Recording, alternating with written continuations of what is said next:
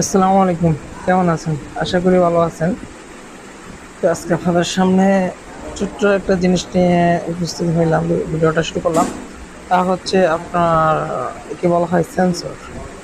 আপনার সেন্সর এটা হচ্ছে প্রায় আপনার 50K প্লাস, 50K প্লাস, ঠিক আছে? এটা হচ্ছে আপনার কফি মেশিনের মূলত আপনার কোরিয়ান টাইপ কফি মেশিনের এই সেন্সরটা। তো যাদের প্রয়োজন হয় নিতে পারে আমাদের কাছ থেকে। হুবহু এমন না হলো, দেখা গেছে দেখতে অন্যরকম হবে কিন্তু বাট কাজ এক হবে। দেখতে অন্যরকম হবে বাট কাজ একই হবে।